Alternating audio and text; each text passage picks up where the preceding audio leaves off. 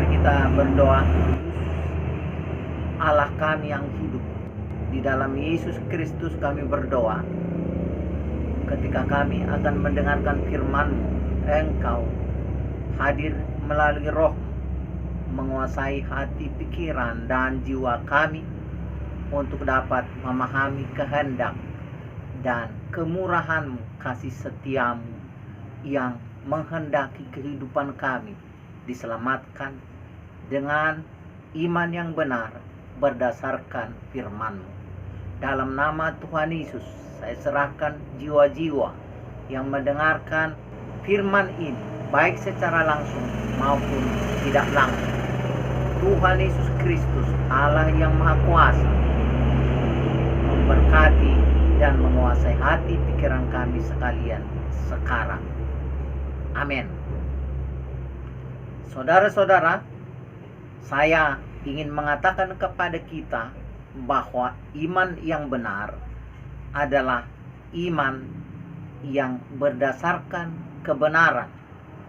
Kebenaran itu berasal dari Yesus Kristus sebagai jalan dan kebenaran dan hidup, seperti diajarkan oleh Alkitab. Saat ini kita akan belajar tentang Yesus yang mengasihi kita, yaitu Allah yang hadir di antara manusia yang disebut Immanuel. Yohanes pasal 1 ayat 1 sampai dengan 4 mengatakan, pada mulanya adalah firman. Firman itu adalah Allah.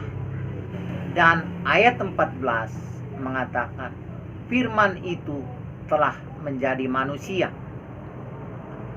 Allah, firman, manusia. Allah yang berfirman telah menjadi manusia. Itulah Yesus. Jadi, pengajaran yang mengatakan bahwa Allah terpisah dari firman dan Allah terpisah dari Yesus adalah pengajaran yang tidak sesuai dengan apa yang kita baca ini. Karena firman berkata, saudara-saudara yang kekasih dalam nama Tuhan, pada mulanya adalah firman, firman itu adalah Allah, dan firman itu telah menjadi manusia. Firman yang menjadi manusia itu adalah Yesus sendiri. Dan Yesus sendiri adalah Allah sendiri yang hadir ke wilayah manusia. Dari keadaannya sebagai Allah yang Maha Kuasa, Dia hadir menjadi manusia. Dia memperlihatkan diri, dan dengan memperlihatkan diri, Dia telah menyatakan dirinya.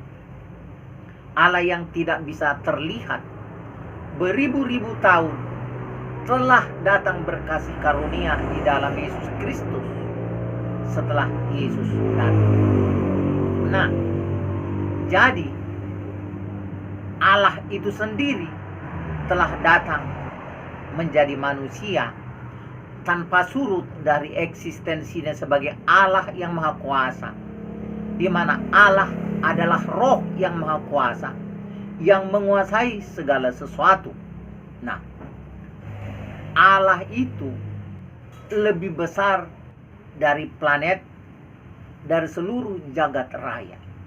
Jadi Allah yang Maha Besar itulah yang menciptakan di dalam dirinya segala sesuatu.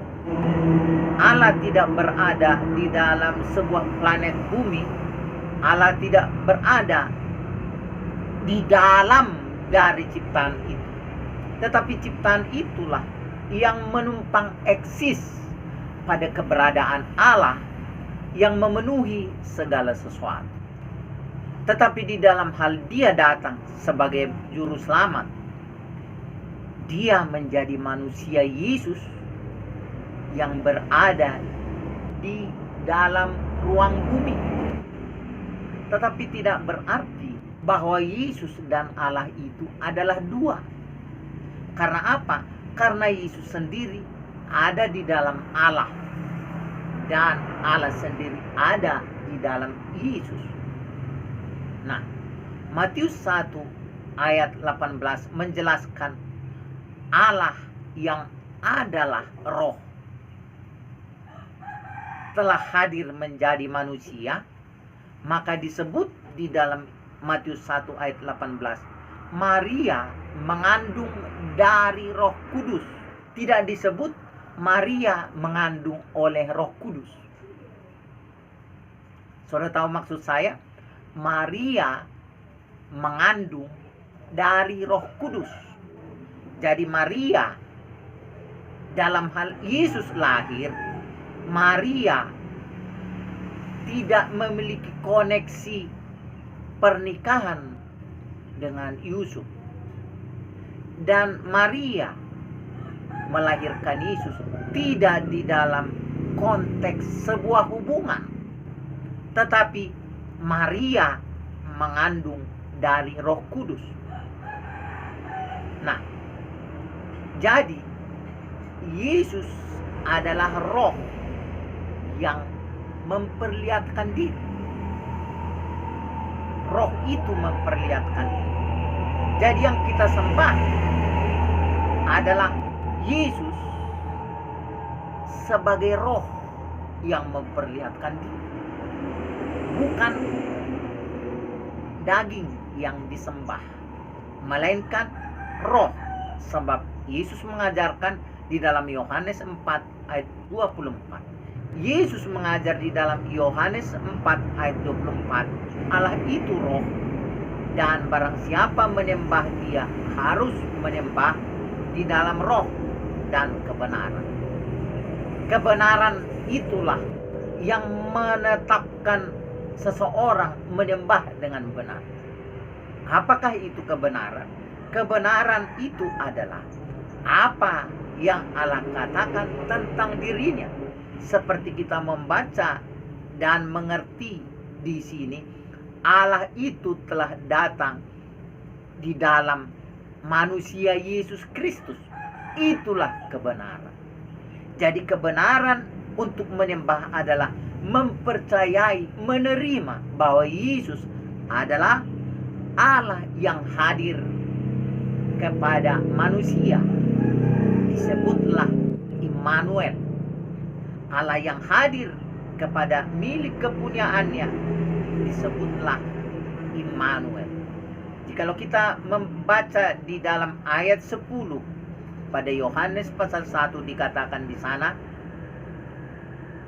bahwa Dia telah datang kepada milik kepunyaannya, dan milik kepunyaannya itu hendak diselamatkannya, dan barang siapa menerimanya diberi kuasa untuk menjadi anak-anak Allah. Di sana juga dikatakan bahwa Dia menjadikan ciptaannya itu. Jadi Yesus adalah pencipta itu. Yesus adalah pencipta yang datang kepada milik kepunyaannya, kepada ciptaannya yang adalah miliknya.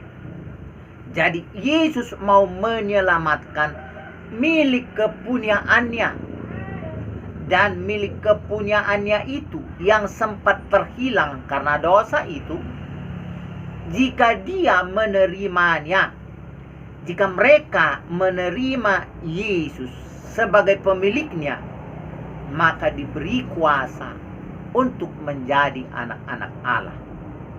Saudara-saudara, Yesus adalah manusia, tetapi bukan manusia yang sama kemuliaan dengan manusia manapun.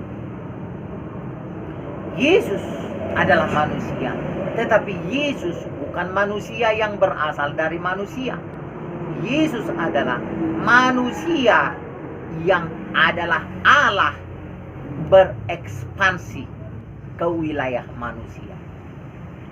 Artinya, Allah yang adalah roh itu tidak tinggal diam di dalam keadaannya sebagai roh, melainkan karena Dia adalah roh yang maha kuasa, Dia hadir kepada milik kepunyaannya untuk menyelamatkan manusia.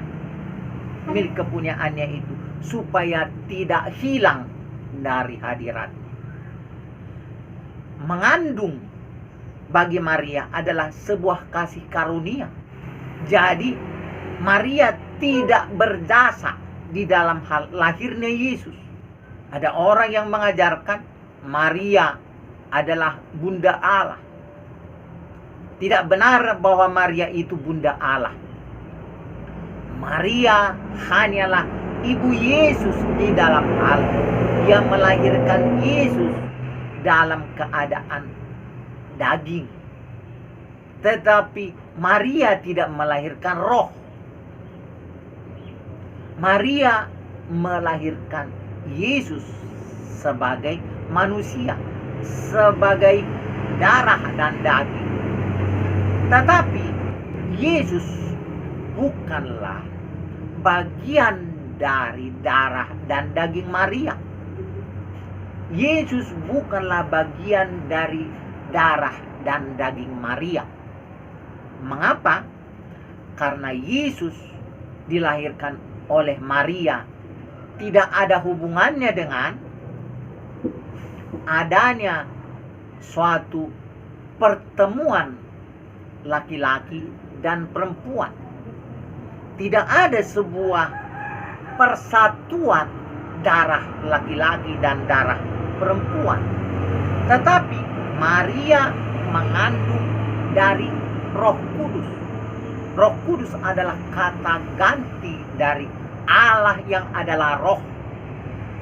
Karena dia hadir ke wilayah manusia, maka disebutlah dia Roh Kudus, roh yang kudus, karena dia datang dari Allah yang kudus.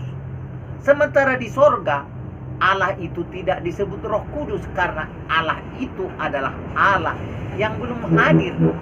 Maka tidak memerlukan kata Roh Kudus karena Allah adalah kudus di sorga. Saudara-saudara, Allah itu adalah Allah sendiri, bukan Allah yang terkonsep menurut satu agama. Allah bukanlah sebuah konsep agama. Allah yang kita sembah, yaitu Allah yang hadir melalui Yesus, bukanlah konsep agama Kristen. Tetapi Allah sendirilah yang menyatakan bagaimana dia. Nah, Allah itu telah menyatakan diri di dalam kekristenan, di dalam hal percaya Yesus. Allah menyatakan diri. Hal Yesus sebagai manusia adalah dalam hal Allah hadir di dalam misi Allah sendiri. Hal Yesus sebagai manusia bukanlah terjadinya pertambahan manusia, menambahkan jumlah manusia untuk fungsi dan kehendak manusia. Terlalu sering kita dengarkan karena Yesus adalah manusia, maka dipahami bahwa Yesus itu tidak beda dengan manusia yang lainnya. Harus saudara mengerti bahwa Yesus sebagai manusia sama sekali sangat jauh berbeda dengan saya sebagai manusia. Sebaik-baiknya saya, tidak ada kesamaan saya dengan Yesus sebagai manusia. Karena firman Tuhan berkata di dalam Filipi pasal 2 ayat 7 bahwa Allah sendirilah menjadi manusia, maka disebut kemanusiaan Yesus itu setara dengan Allah. Yesus setara dengan Allah. Di dalam keadaannya sebagai manusia, Yesus yang manusia itu setara dengan Allah. Mengapa Yesus setara dengan Allah? Karena Allah sendiri menjadi manusia Yesus. Sehingga tidak mungkin kesetaraan Yesus itu setara dengan manusia. Karena saya berasal dari manusia, maka saya setara dengan manusia dari mana saya berasal. Tetapi Yesus sebagai manusia setara dengan dari mana dia berasal. Yang mana Yesus adalah Allah yang hadir menjadi manusia.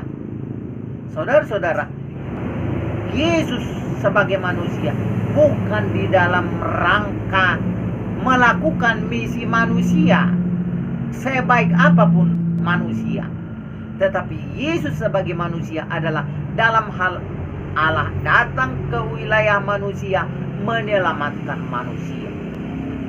Jadi jangan melihat Yesus dari sisi kemanusiaannya secara tertutup dan memisahnya dari Yohanes 1 ayat 1 sampai 14 bahwa pada mulanya adalah firman dan firman itu adalah Allah.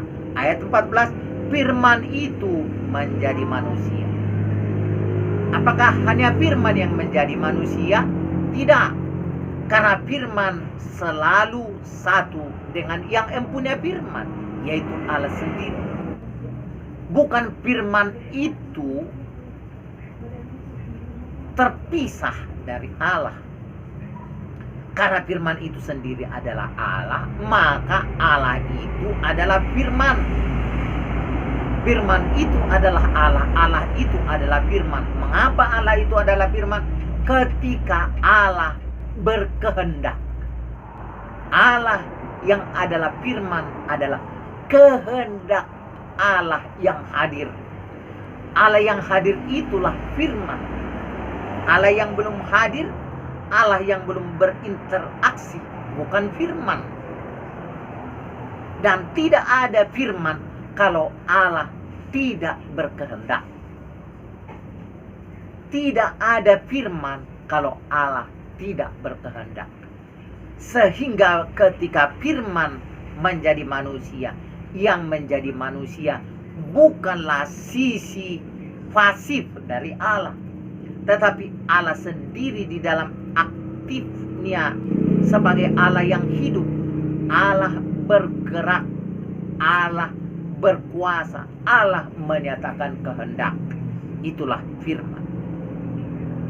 Kemanusiaan Yesus setara dengan Allah di dalam Filipi pasal 2 ayat 7 sampai 11, bahwa bukan kealahan itu yang setara dengan Allah. Saya ulangi, bukan kealahan Yesus yang setara dengan Allah, melainkan kemanusiaannya. Mengapa? Karena Yesus adalah Allah sendiri. Jadi tidak perlu penjelasan bahwa kealahan Yesus itu setara dengan Allah. Karena apa? Karena dia adalah Allah itu. Yang perlu dijelaskan setara dengan Allah adalah kemanusiaannya. Kemanusiaan Yesus itulah yang setara dengan Allah. Saya ulangi, tidak perlu adanya penjelasan bahwa Yesus sebagai Allah setara dengan Allah. Yang benar adalah kemanusiaan Yesus itulah yang setara dengan Allah. Karena Allah sendiri mengambil rupa manusia di dalam Filipi pasal 2 ayat 7 sampai 11. Tetapi karena Allah itu sendiri menjadi manusia, maka manusia Yesus itu disebutlah setara dengan Allah. Kalimatnya adalah dia tidak mempertahankan kesetaraannya dengan Allah. Kesetaraan kemanusiaannya itu tidak dipertahankannya, melainkan telah menjadi seorang hamba. Bahkan di dalam hal sebagai hamba, dia telah melayani penyelamatan manusia itu dan taat sampai mati.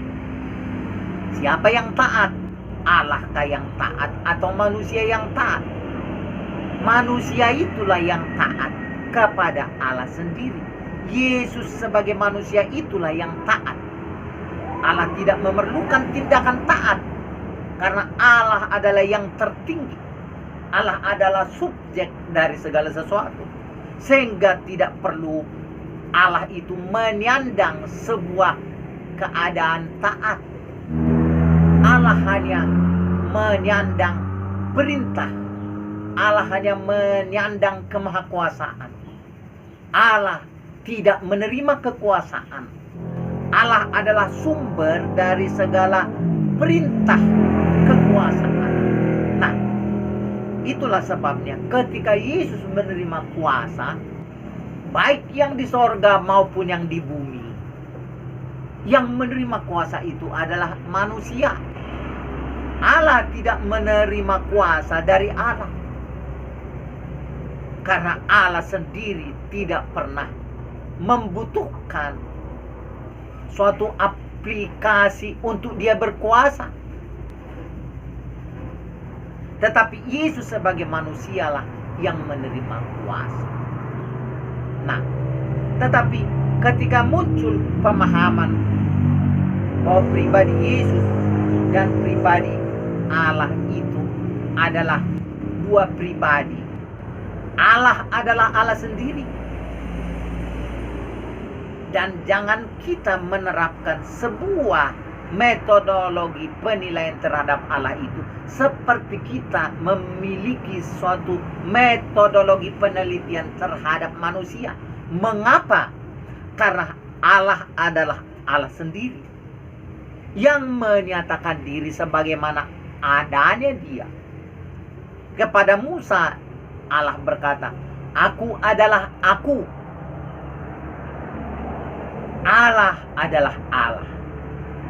Allah tidak sebanding dengan kita berkata ketika Yesus berdoa sebagai manusia kepada Bapa, dan saudara berkata Yesus adalah Allah anak, Yesus adalah anak dari Allah Bapa.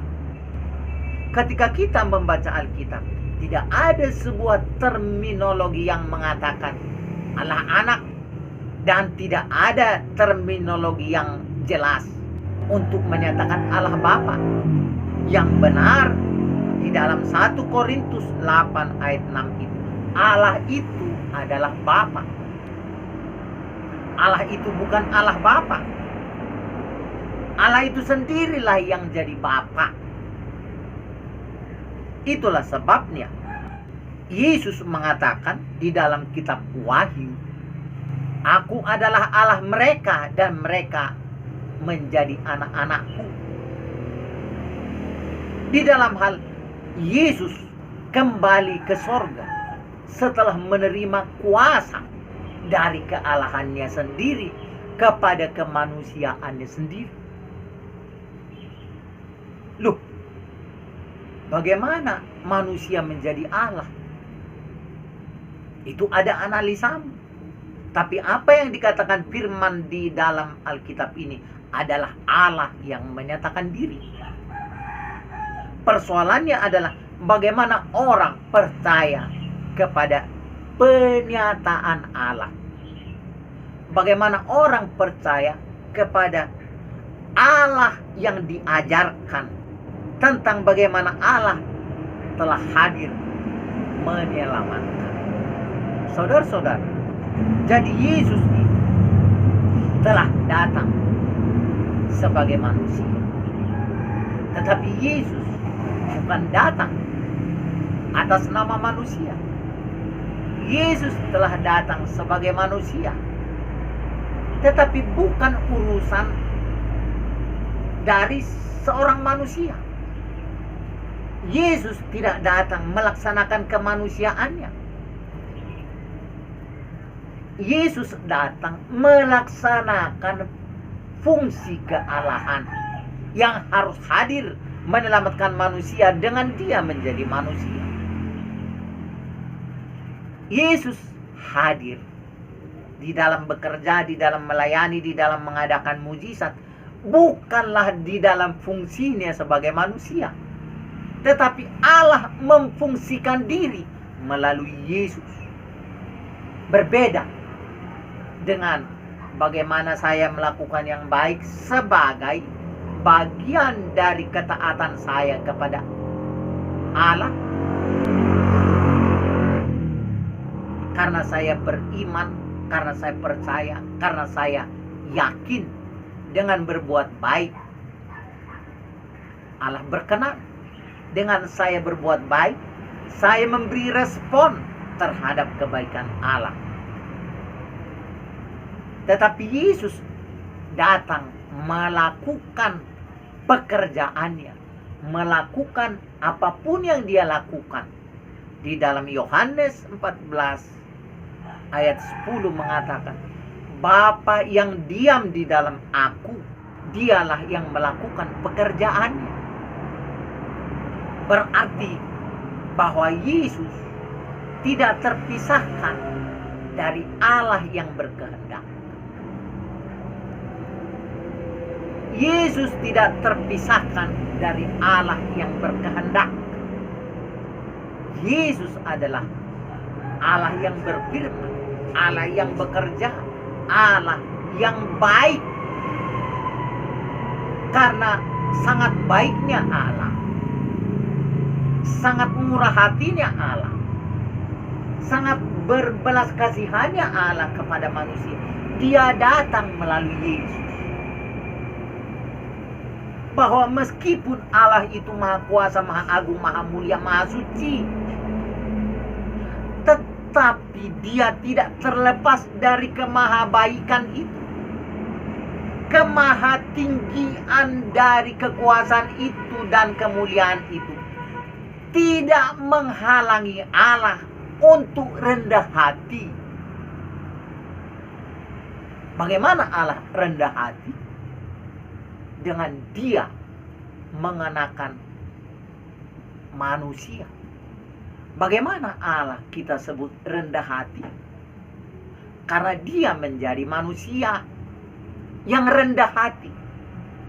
Sama sekali tidak akan nampak bahwa Allah itu rendah hati tanpa Dia menjadi manusia di dalam Yesus.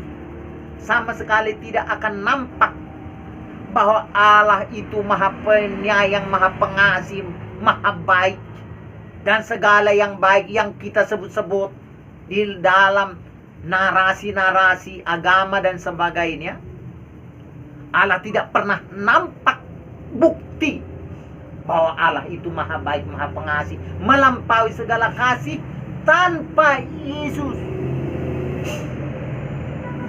Tidak ada bukti yang jelas bahwa Allah itu memiliki hati yang mulia, melampaui kemuliaan yang pernah kita dengarkan, kecuali setelah Dia datang melalui Yesus.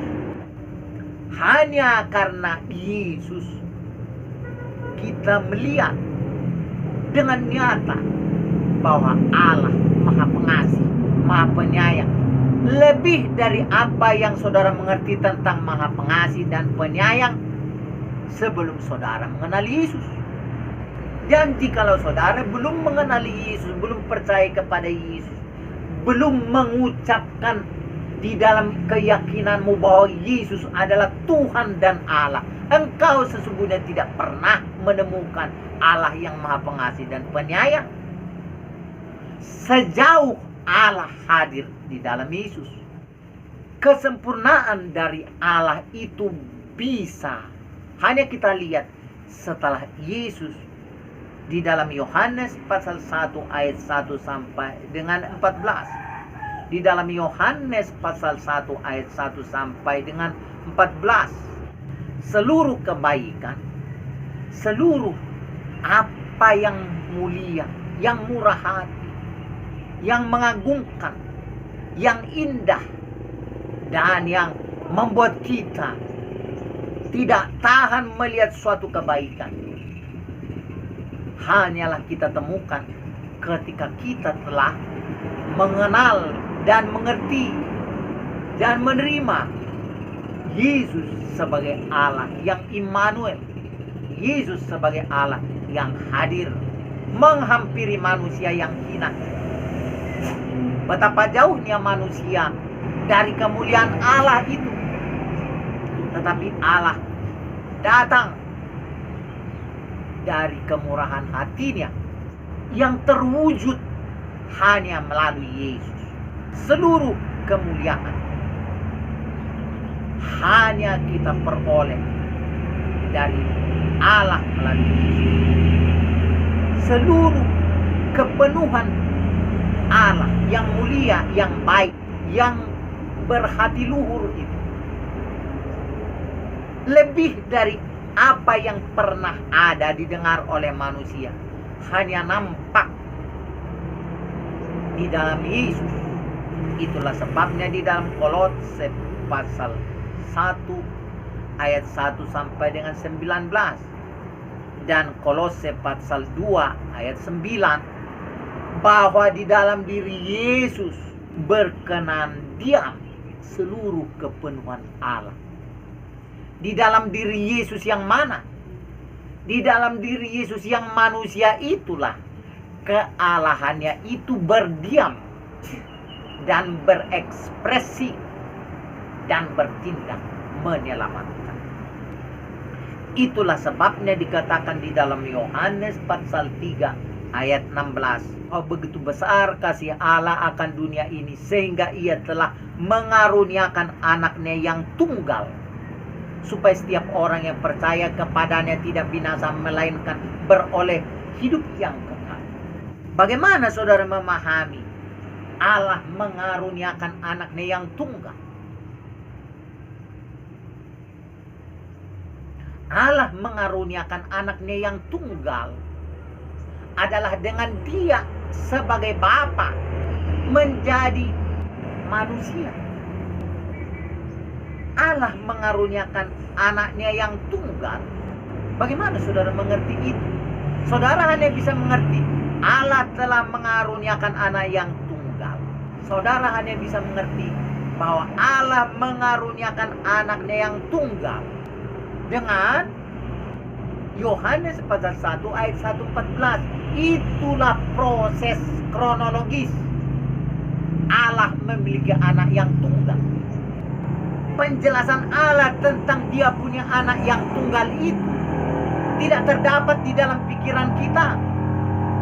Penjelasan Allah tentang dia punya anak yang tunggal bukan dari doktrin-doktrin yang diciptakan dan diasumsikan manusia. Penjelasan tentang Allah mengaruniakan anaknya yang tunggal adalah Yohanes 1 ayat 1 sampai 14. Bahwa pada mulanya adalah firman dan firman itu adalah Allah dan firman itu menjadi manusia. Itulah anaknya yang tunggal. Saya tidak perlu berasumsi oh Allah punya anak, sementara pada mulanya telah diajarkan bahwa Allah adalah Allah itu sendiri. Allah adalah Allah yang menyatakan diri. Ketika Allah menyatakan diri, itulah anaknya. Jadi ketika Allah menyatakan diri, itulah anaknya. Bapa adalah roh dan anak adalah manusia, darah dan daging. Itulah anak. Tetapi bagaimana anak itu ada? Jangan saudara lupa. Adanya anak itu adalah Yohanes pasal 1 ayat 1 sampai dengan 14. Jangan dipreteli ayat 1 sampai 14. Jangan saudara preteli kalimat A ke kalimat B terpisah, kalimat B ke kalimat C terpisah.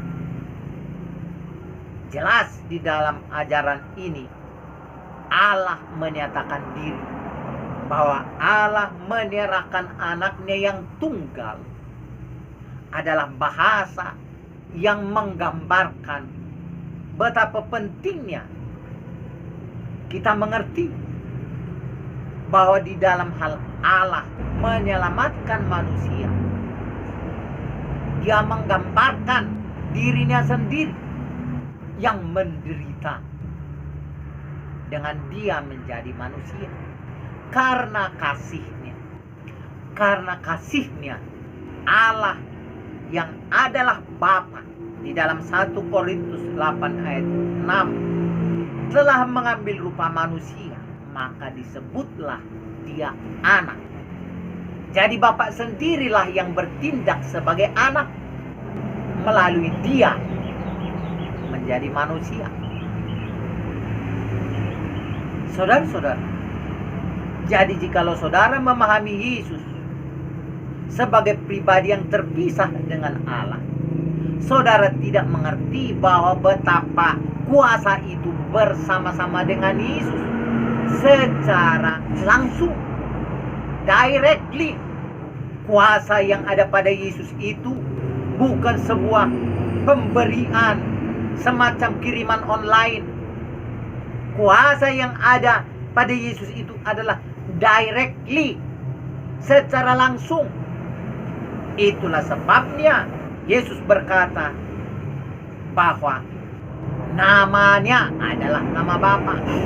Di dalam Yohanes 17 ayat 11, peliharalah mereka di dalam namamu, yaitu namamu yang telah engkau berikan kepadaku.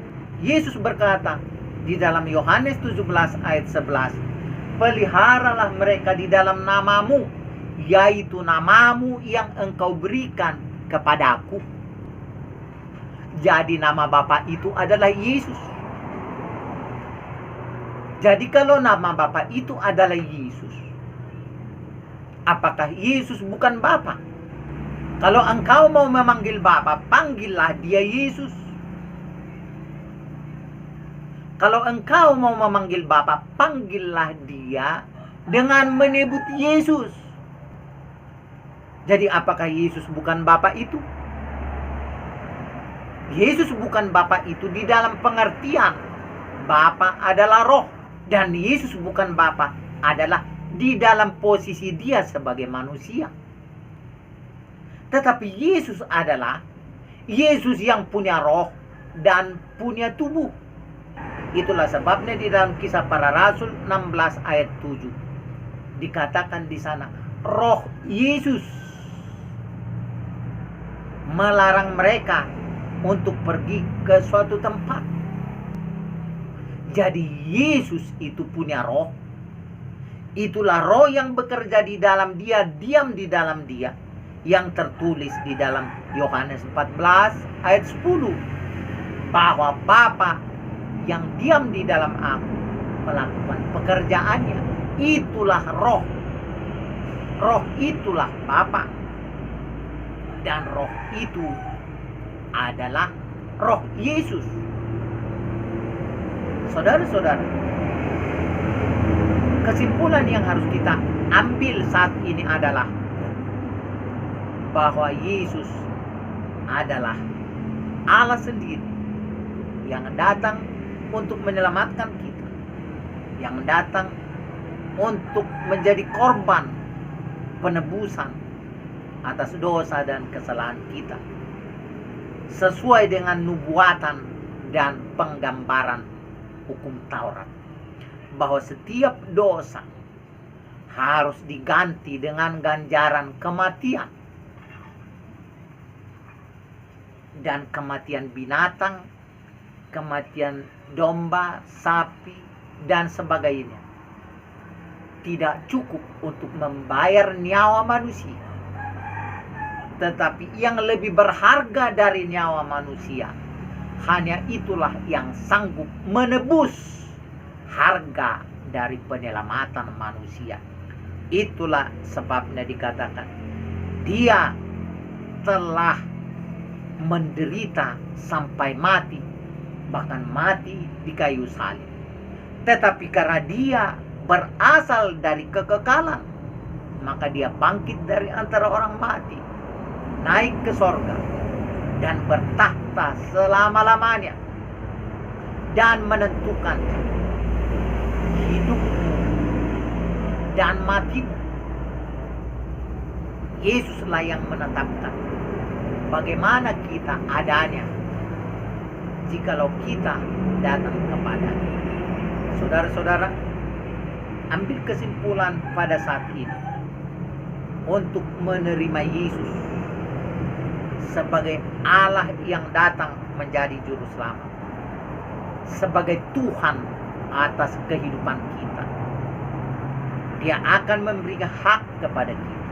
Dia akan memberikan hak kepada kita untuk kita menjadi anak-anak Allah, mewarisi kodrat ilahi, yaitu kemenangan atas segala sesuatu, pemeliharaan yang tidak bergantung kepada segala sesuatu kecuali pemeliharaan oleh Allah yang maha pengasih, maha kuasa, dan bahkan telah datang menjadi kebaikan, menjadi objek kebaikan dari segala sesuatu. Bahkan Allah telah menjadi objek kebaikan melalui Yesus, melampaui segala sesuatu yang belum pernah terjadi dan tidak akan pernah terjadi. Hanya di dalam Yesus kita menerima kehidupan yang berhubungan dengan Allah.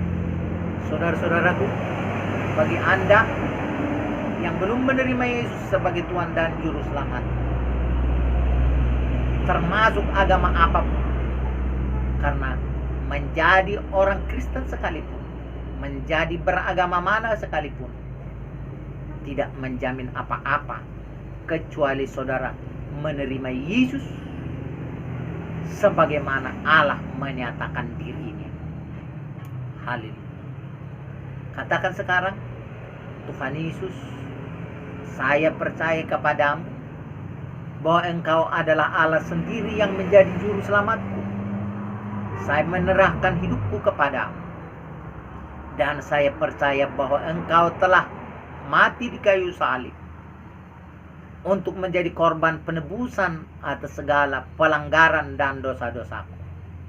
Bahwa Engkau telah berkuasa di sorga sebagai Allah yang Maha Kuasa, dan kepadamu kuserahkan hidupku untuk Engkau menolong, memberkati, menjaga, dan menyelamatkannya.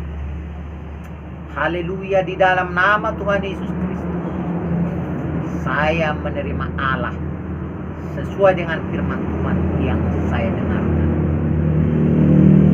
Amin. Bagi saudara yang telah menyatakan itu, saya mengucapkan selamat, dan engkau menjadi milik Allah.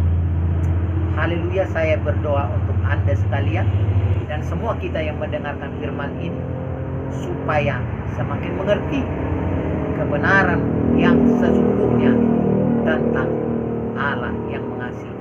Haleluya. Bapa yang baik, Allah yang Maha Kuasa, yang telah hadir melalui Yesus Tuhan dan Allah kami. Saat ini kami berserah diri kepadamu, menyerahkan kehidupan kami selanjutnya di dalam pertolongan dan kuasa-Mu, di dalam kasih setia dan kemurahan. Haleluya. Saya berdoa untuk orang-orang yang saat ini sakit, di dalam nama Tuhan Yesus mereka disembuhkan. Karena kuasa Tuhan Yesus, biarlah mereka menerima kemurahan dari Yesus dan mereka disembuhkan. Di dalam nama Tuhan Yesus Kristus, saya berdoa, setiap yang menderita, setiap yang terikat dengan dosa, setiap yang memiliki masalah apapun, dibebaskan dan dimenangkan oleh kuasa Allah sendiri di dalam nama Tuhan Yesus. Amin. Tuhan Yesus memberkati saudara. Haleluya. Selamat, dan Allah mengasihimu melalui Tuhan Yesus